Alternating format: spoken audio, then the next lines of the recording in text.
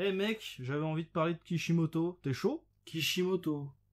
Ça me dit quelque chose. Bah si je te dis Naruto. Ah. Ou Naruto Shippuden. Ah. Ou Naruto Gaiden. Ou Boruto. Naruto Next Generation. Oh putain ouais. Ou Samurai 8.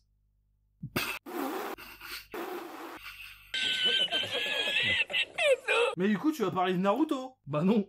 Hein? Salut tout le monde, aujourd'hui on va parler de Sukedachi 9. Ah le fils de pute.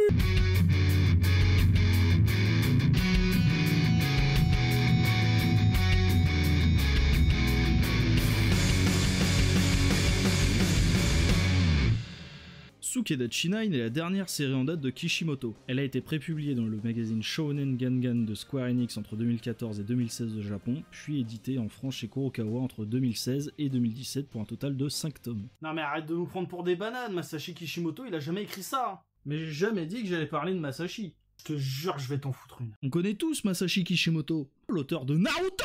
Arrête ça. Mais il en existe un autre. Un mangaka assez prolifique, mais qu'on a vite tendance à oublier, notamment auteur de Satan 666, Blazer Drive et du manga qui nous intéresse aujourd'hui, son frère jumeau, Kishimoto Seishi. Bon bah vas-y, se parle de quoi ta merde? Tout d'abord on va commencer par un peu de contexte. Si vous ne le savez pas déjà, le Japon fait face à plusieurs problématiques. Alors, les séismes, la baisse de la natalité, les isekai, Dragon Ball Super... C'est pas faux. Et t'es même pas si loin de la vérité. Car s'il y a bien un mot qui ressort souvent quand on parle du Japon, c'est la sécurité. Comprenez par là que la criminalité sur l'archipel nippon est en général assez basse. Très basse, oui, mais non nulle. Et quand quelque chose de grave arrive, c'est en général un événement très violent. Et ça, couplé à une infinité d'autres facteurs, fait que le système judiciaire japonais a tendance à être extrêmement sévère. Alors là, je vous l'ai fait ultra simplifié. Si vous voulez plus de détails, allez voir les chaînes d'ici Japon et la chaîne de Louis-san, qui ont fait des vidéos bien plus complètes sur le sujet. Et ben voilà, épisode 2 il suce déjà les plus gros. Et c'est dans ce contexte que Seishi Kishimoto veut nous parler d'un sujet extrêmement joyeux, la peine de mort.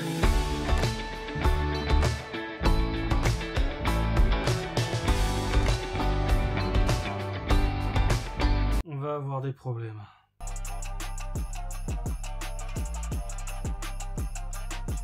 Ah, le Japon. Ses paysages, sa culture, sa gastronomie, et ses putains de duels judiciaires. Mais what?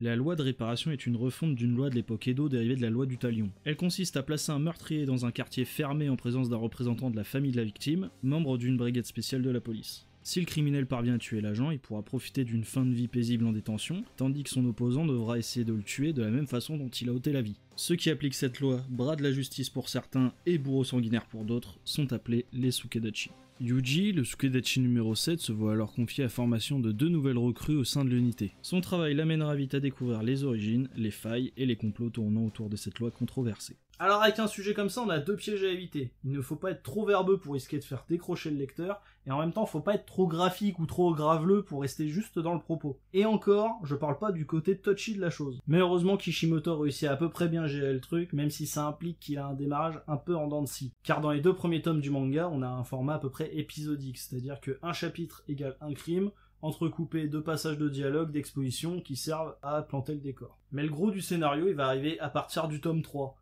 Sur 5. On y découvre certes les aspects poétiques de la loi de réparation, mais aussi et surtout l'aspect humain. On a le droit à une galerie de personnages intéressants qui ont presque tous leur petit moment de gloire et apportent leur vision de la loi et de la justice. D'autant plus qu'ils y jouent un rôle central. Car la clé de tout ça, c'est l'empathie. Le Sukedachi qui est sélectionné est celui qui parvient le plus à comprendre les souffrances de la victime. Donc avoir une équipe si hétéroclite, ça a quand même du sens. Ainsi, en plus de les représenter physiquement, il leur sert de catharsis et est encore plus à même de refléter leurs souffrances sur leur bourreau. Et cette image du miroir, elle est extrêmement importante, d'autant plus qu'elle revient plusieurs fois dans le manga, et notamment à la toute fin où elle va être liée à une autre thématique, celle de notre rapport à nos héros. Mais pour développer ça, il va falloir spoiler, et je vous invite fortement à regarder cette partie parce qu'elle permet de comprendre toute la suite. Mais pour ceux qui ne voudraient pas être spoilés, vous pouvez tout de même aller à ce timecode qui vous permettra de skipper jusqu'à la conclusion de cette vidéo.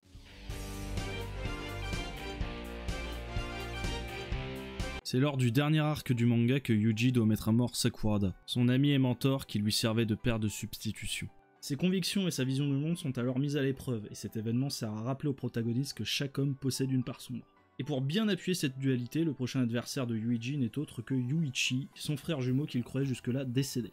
Et dans le même temps, il nous a révélé que Kamui Oda, le chef des Sukedachi et principal instigateur de la loi de réparation, avait manipulé les deux frères pour tester deux approches. L'une étant publique et encadrée et donnera les Sukedachi, et une autre plus expéditive à la manière du Punisher.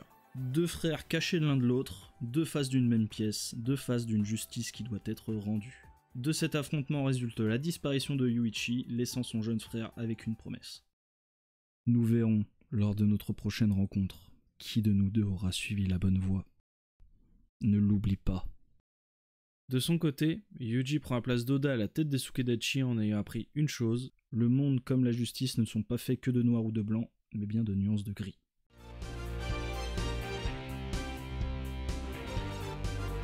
Eh ben mon con, t'as quand même beaucoup parlé pour une série en 5 tomes. Bah oui, mais c'est cool aussi, regarde, il y a de la réflexion, des combats stylés, du dessin qui claque, des morts violentes. Faudrait vraiment que tu vois quelqu'un. Hein. Mais le point fort de ce manga, c'est de réussir à nous accrocher à son univers tout en traitant son sujet de façon juste et concise. Parce que la justice, l'empathie, la vengeance, tout ce bordel, c'est des concepts qui sont super simples à résumer, super simples à comprendre, mais qui sont tellement chiants à développer sans être redondants.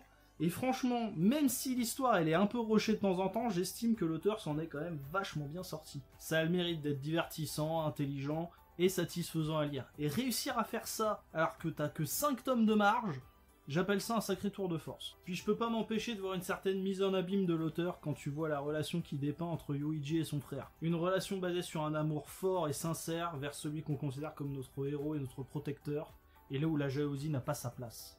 Et ça, putain, c'est beau! Alors la morale de cette histoire, s'il devait y en avoir une, ça serait...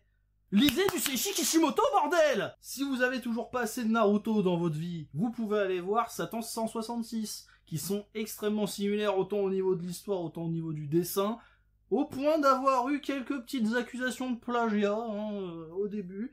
Ce qui est complètement débile, parce que bon, c'est des frères jumeaux, ils ont la même culture, ils ont vécu ensemble, etc. Donc c'est normal qu'ils aient un socle commun, en fait. Et si par hasard vous préférez Boruto, et bah allez voir Blazer Drive. C'est pareil, c'est un environnement beaucoup plus urbain, beaucoup plus proche de nous, mais qui reste très très cool. Mais surtout, n'oubliez pas que dans l'ombre d'un de vos auteurs préférés, il y a un homme qui fait un aussi bon, voire un meilleur taf que son frangin. Cet épisode est à présent terminé, je vous invite une nouvelle fois à vous abonner, liker, partager, clocher. N'hésitez pas également à passer sur Twitter et sur Discord pour avoir des news, ou même sur Twitch là où je revois l'actu manga et animé. C'était Gamoiji, merci, ciao!